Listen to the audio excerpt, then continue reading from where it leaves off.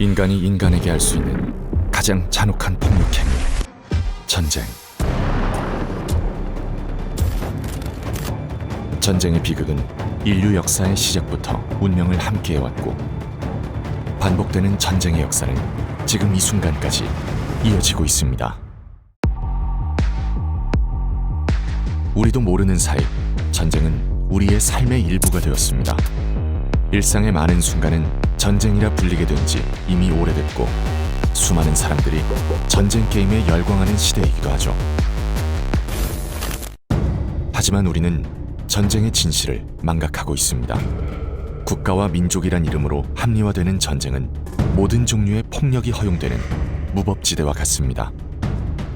현대전쟁 사상자의 대부분은 시민. 그런데 그중 75%가 여성과 어린이입니다. 전쟁 난민의 80% 역시 여성과 어린이가 차지합니다. 전쟁과 무관한 이들이 전쟁포로, 전시 성폭력, 강제노역에 희생되고 있습니다. 인권은 승리를 위한 이용수단에 불과할 뿐 인간의 존엄성은 어디에도 없습니다. 역사가 증명하고 있습니다. 1937년 중일전쟁을 일으킨 일제는 침략전쟁을 지속하기 위해 조선 여성을 강제노역에 내몰아 철저히 전쟁의 도구로 사용했고, 세계 최대 규모였던 여성 강제수용소 라벤스브릭에서는 수만 명의 노동 희생자가 발생했습니다. 가장 심각한 전시 인권 침해는 성폭력입니다. 일본 제국주의의 강제 성노예 제도인 일본군 위안부 문제, 충격적인 강간 수용소가 존재했던 보스니아 내전, 약 800만 건의 성폭력 사건이 발생한 콩고 전쟁, 그리고 최근 발발한 러시아 우크라이나 전쟁까지 간간히 전쟁의 무기가 된 비극의 역사는 오늘도 반복되고 있습니다. 왜 이런 일이 지금까지 벌어지는 걸까요? 최초의 역사책인 헤로도토스의 역사는 여성을 납치하는 이야기로 첫 장을 시작합니다.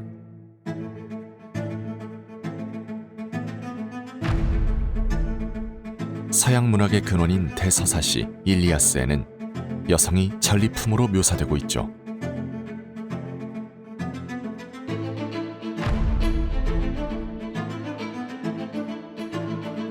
남성 본위의 역사는 여성이란 존재를 외면해왔습니다. 전쟁은 남성의 전유물이었고, 여성은 보상수단으로 취급됐습니다. 여성 인권 침해는 국가와 민족의 이해관계라는 명분 아래 늘 부수적인 피해로 간주되어 왔던 것이죠.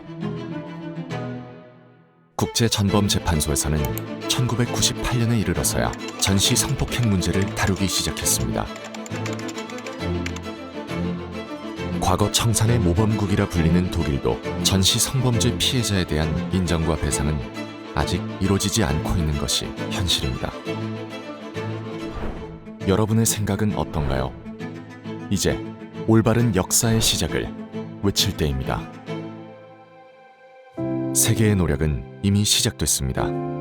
1993년 UN 세계인권대회에서는 분쟁 상태에서의 여성인권 침해에 대한 원칙을 선언했고, 2000년 UN 안보리 결의안 1325호 이후 9개의 후속 결의안이 채택되며 여성, 평화, 안보에 대한 국제사회의 논의가 지속되고 있습니다.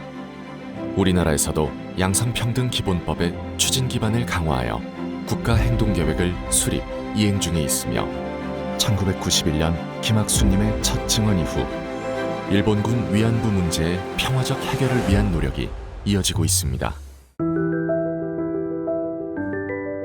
평화는 전쟁이 없는 상태가 아닙니다. 전쟁으로 인한 고통과 눈물이 없는, 인간 누구나 그 자체로 존중받을 수 있는 세상인 것이죠.